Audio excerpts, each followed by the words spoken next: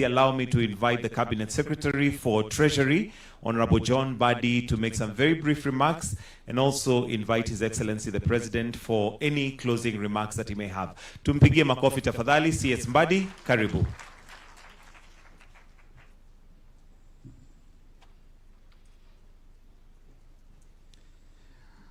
Thank you very much, Your Excellency, the President of the Republic of Kenya and the Commander-in-Chief of the Kenya Defense Forces, Dr. William Samoei Ruto, and all protocols observed. Allow me first to recognize my colleague who has been leading the line ministry of Kenya Pipeline Company before the government-owned enterprises law came into effect. The Honorable James Opio Wandai is in the house. You could just rise. We clap for him. Thank you very much. Your Excellency, it is truly an honor to stand before you at this memorable event to usher in the KPC as a listed company in the Nairobi Securities Exchange. This is coming 18 years after the last government of Kenya listing in the Nairobi Securities Exchange way back in 2008, and indeed marks a critical moment in our nation's economic journey. The finalization of the KPC IPO is a significant milestone that transcends a single transaction or just being a key statistic at the Nairobi Securities Exchange. It is a clear demonstration of the government's commitment in setting our country's sustainable economic foundation and ensuring that we have a nation that stands on stability, fairness, and offering equal opportunities to its people. Your Excellency, our economic policies are not about just managing the present, but focused on building the future, and our delivery guardrails built around fiscal discipline, sound planning, and broad participation. I must admit that since you appointed me to this position of the Cabinet Secretary to the National Treasury, the KPC IPO has been one challenging assignment that kept me on my toes since my team and I had to get it right the first time. We did not want to disappoint you, Your Excellency, and disappoint the people of Kenya. And I'm happy today we are witnessing that success.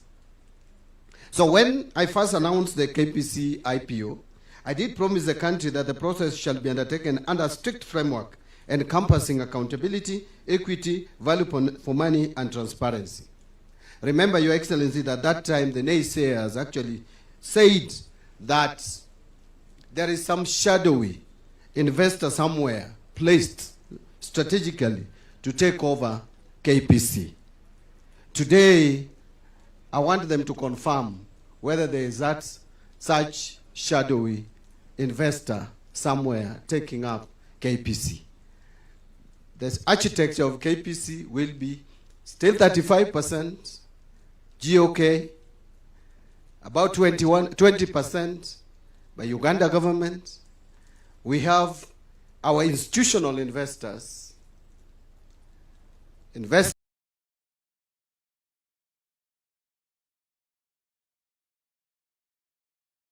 in it. Excellency, for the support that I received from your office and the entire cabinet on this. Let me reassure our investors and Kenyans that as disclosed in the IPO's prospectus, the proceeds from the IPO shall be deployed into the National Infrastructure Fund. And you again re-emphasized this yesterday and even today. This is a vehicle we have purposed as a premier economic engine to scale up and accelerate development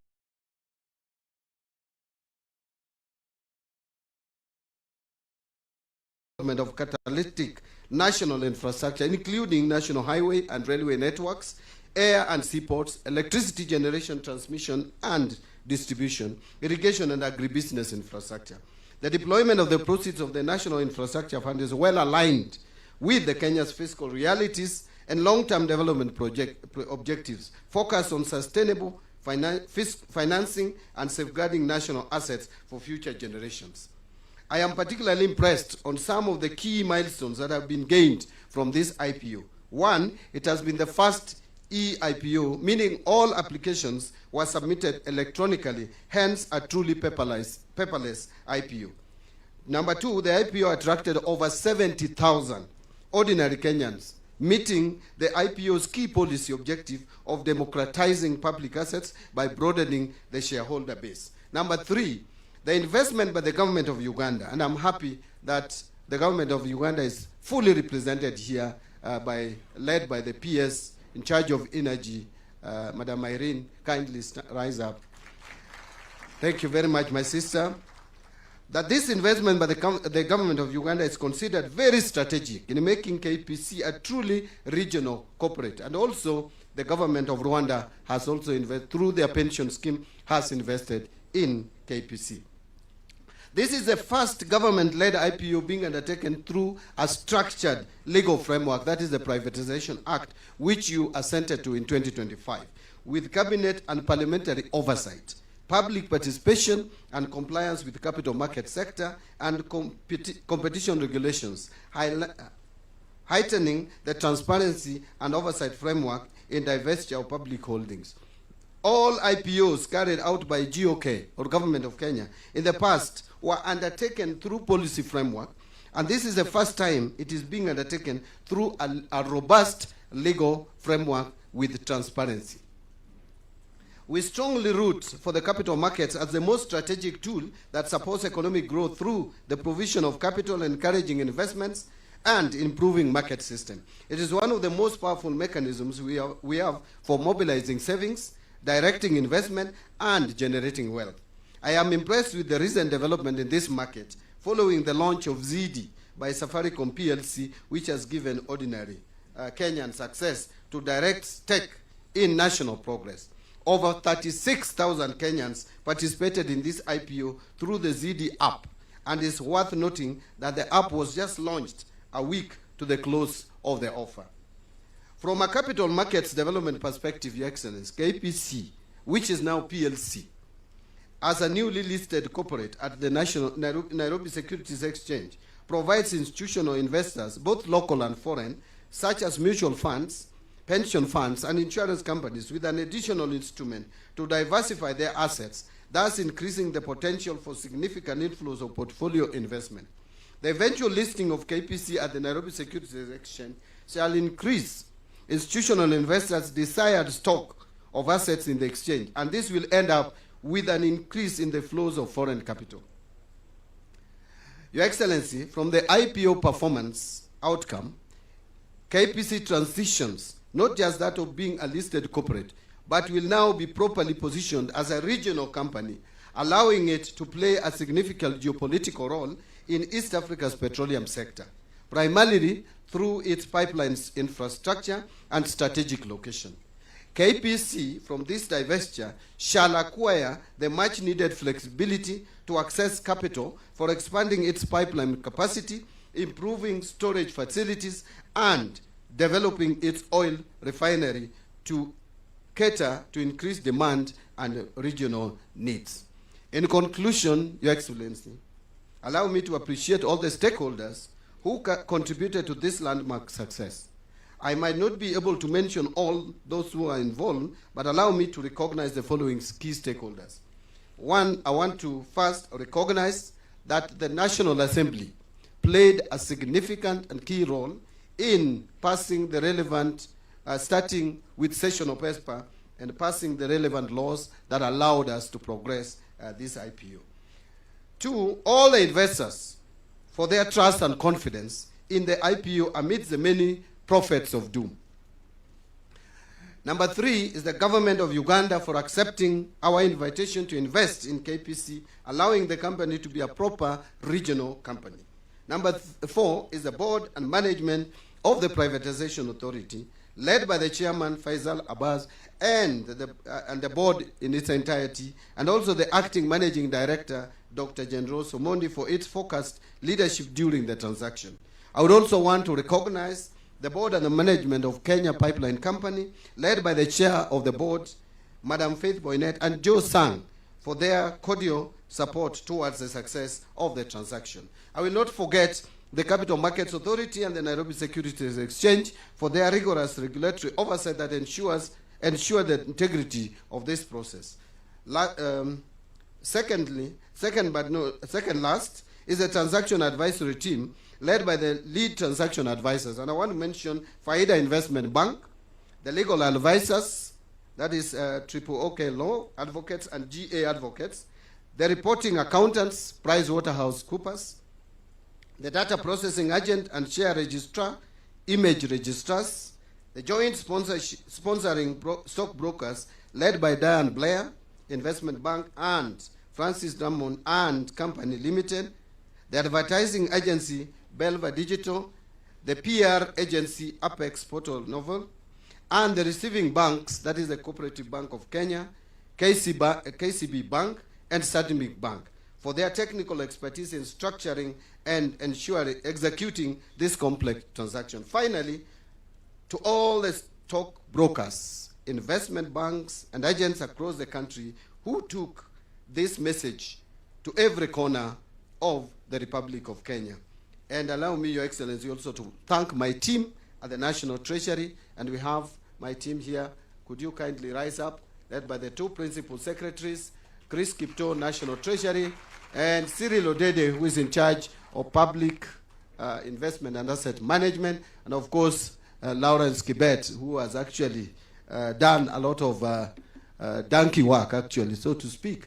And Lawrence, you'll forgive me for putting a lot of pressure on you. But you can see the results. Everyone is happy. Your Excellency, I will end there and kindly rise up and put your hands together as we welcome His Excellency the President to address us. Thank you very much. Thank you. Please, let's take our seats. Asante sana. I have literally made my statement, but let me say this. Distinguished ladies and gentlemen, today marks the fourth time that I have come to ring the bell here at the Nairobi Securities Exchange. And this occasion comes 3 years and 4 months since I first came here to launch the enhanced Nairobi Securities Exchange marketplace on the 7th of October 2022.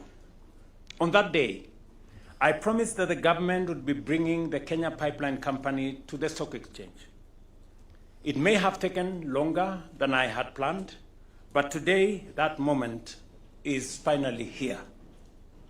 Ladies and gentlemen, the Kenya Pipeline Company IPO is the first privatization listing in nearly 2 decades at this bourse. The previous one being Safaricom, which was listed in June 2008.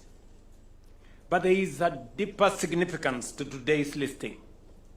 If you ask many Kenyans today, few can point to a specific national asset or project that has been built using proceeds from the sale of government stocks in companies such as KCB 1988, Kenya Airways in 1996, KenGen in 2006, or Safaricom in 2008. While those transactions helped deepen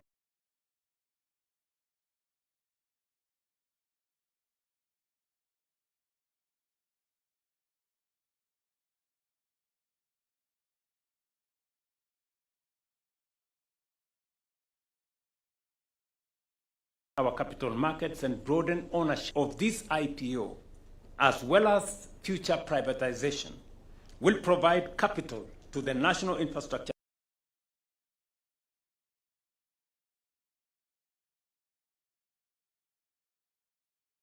Fund, which I signed into law yesterday on Monday, February 9th, 2026. This is momentous because it marks a strategic shift in how Kenya finances development, moving away from a framework in which infrastructure is primarily financed by debt or taxes, to which infrastructure becomes an inevitable asset capable of attracting both domestic and international long-term capital. Ladies and gentlemen, some have suggested that rather than sell these public assets, we should keep leveraging on the dividends they generate. Others argue that if we must pursue privatization, then the funds raised should be used primarily to reduce public debt. While these views are legitimate, they do not answer, the fundamental question before us. How do we deploy our public assets in a way that delivers the greatest and most enduring value for the people of Kenya, both today and for the generations that will come after us? Allow me to demonstrate how the approach we are adopting enables us not only to finance critical infrastructure, but also manage our national debt more responsibly. First, without the proceeds of privatization, we would be faced with two difficult choices: either to slow down investment in critical infrastructure or to continue financing commercially viable projects through additional government borrowing. Neither option serves our long-term interests, and both are suboptimal and ultimately counterproductive. Let us assume, as I said earlier, that we borrowed an amount equivalent to the proceeds of the IPO at, say, 12.5% interest rate. We would pay an annual interest of 13.5 billion every year, which is nearly 4 times the 3 or 4 billion dividend that the 65% Kenya Pipeline government shareholding would have continued earning the exchequer. In other words, while the annual dividends provide a steady stream of revenue, they are far too modest to finance the transformative projects our country so seriously requires. Additionally, our goal is to leverage every shilling that we put in the National Infrastructure Fund at least between 10 and 12 times. In other words, the 106 billion from the Kenya Pipeline IPO will enable us to finance up to 1.2 trillion infrastructure in one cycle. This, for instance, is the capital we need to do many things in Kenya, as I have said. This 106 billion that we have raised from this IPO actually guarantees us access to 1.2 trillion resources that will help turn around a lot of infrastructure programs that are in our books. Ladies and gentlemen, as we rely more on capital markets to finance our infrastructure, the NSC will be a critical partner. Indeed, I was here 2 years ago to launch the trading of the 3 billion Sukuk bond, a first in Kenya, for the military housing project under our affordable housing program. And I opened the houses the other week just to demonstrate to you that it works. Many military people now have decent homes. In June 2025, I came back to launch the trading of the 44 billion Talanta Stadium infrastructure bond. In the course of this year, we will be bringing to the market the Road Maintenance Levy Fund, securitization bond, that have enabled us to solve the pending bills crisis that had settled road projects, that are stalled road projects everywhere in Kenya. That Roads Maintenance Levy Fund has raised for us 175 billion.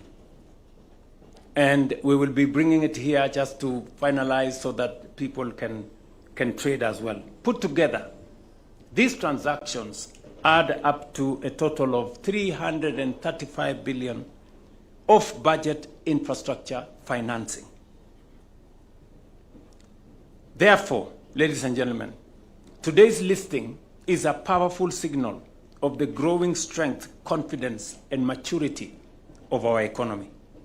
It further represents the continuation of the economic reforms we have undertaken to stabilize our economy and restore fiscal discipline. Over the past few years, we have deliberately worked to bring down inflation, stabilize our currency, moderate interest rates, and sustain economic growth. I am particularly encouraged by several milestones achieved through this IPO. This has been Kenya's first fully electronic public offering, with all applications submitted digitally, making it a truly paperless and modern IPO. It attracted more than 70,000 ordinary Kenyan investors, achieving one of its most important objectives: broadening ownership and giving more citizens the opportunity to participate directly in the growth of our national enterprises. Equally significant is the participation of the government of Uganda and the government of Rwanda, and we want to thank them immensely for showing confidence in our country. This now makes Kenya Pipeline a strategic national enterprise and a regional one at that, and reflects the deepening economic integration within the East African community. This transaction was also the first government-led IPO undertaken under the new legal framework established by the Privatization Act, which I signed into law last year. The process has been conducted with full cabinet and parliamentary oversight, public participation, and strict compliance with capital markets, sectoral, and competition regulations. In doing so, we have strengthened transparency, accountability, and public confidence in the management and strategic divestiture of government assets. There is no dark corner anymore. There is no shadows in this transaction. Cabinet is involved, Parliament is involved, public participation is undertaken, and it is on the sound footing of law. It's no longer something in some policy. It is anchored firmly in law. This is indeed a very significant moment for our country. With this listing, we are taking charge of our own economic destiny and laying a firm foundation for accelerated national transformation. We are demonstrating that Kenya has the confidence. We also have the institutions and the capital markets to mobilize its own resources and invest boldly into the future. By unlocking the value of our national assets and directing it towards transformative infrastructure, we are building a stronger, more resilient economy, one driven by our own ingenuity, our own enterprise, and our own determination to secure prosperity for our generation and the generations to come. I am very confident about the future of not just the Nairobi Securities Exchange, but the future of our economy and the future of our country. Together, we can make it happen. Thank you very much. I wish you the very best. Have a good day.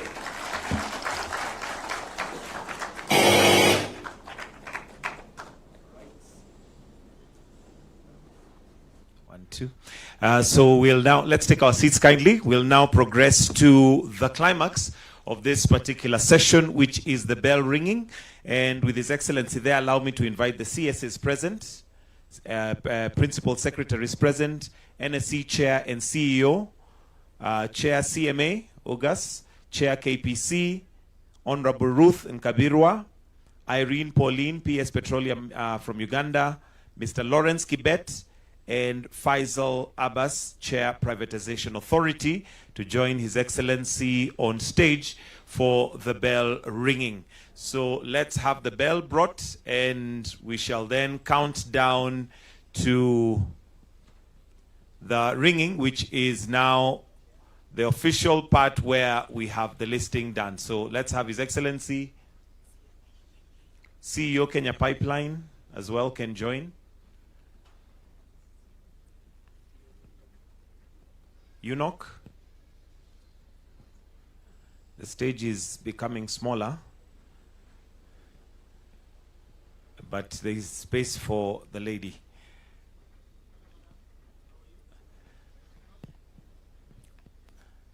All right, so Your Excellency, At the count of 3, we shall then ring the bell, and that has the trading begin. So, Your Excellency, in 3, 2, 1, Makofi.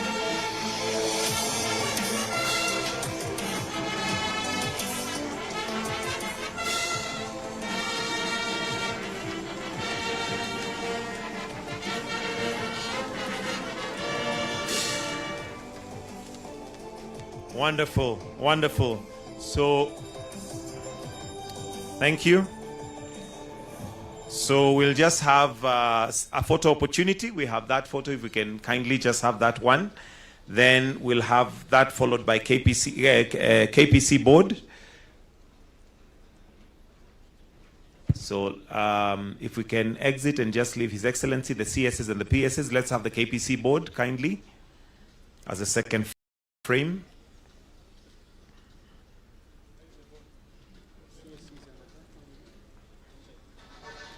Cabinet secretaries would have remained. You can, CSs, you can remain, please.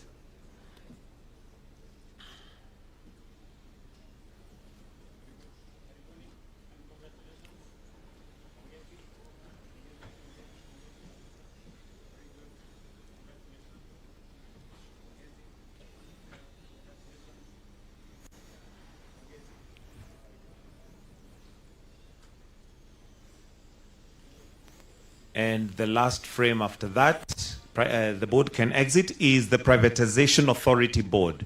Privatization Authority Board, if you can make way to the stage, after which we shall then conclude with our closing prayer, which is our national anthem.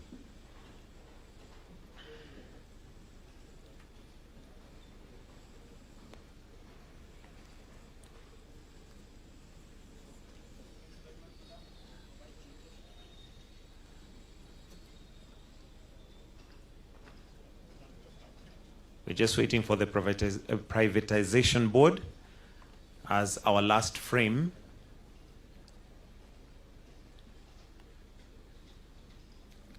As we mark this momentous day,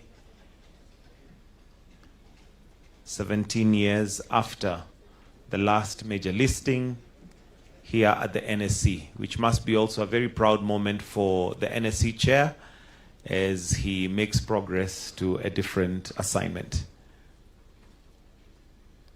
Thank you. We'll then all exit except His Excellency the President. Let's exit the stage except His Excellency the President. Let's be all upstanding as we now wind up with the national anthem. So let's be all upstanding for our closing prayer, which is our national anthem.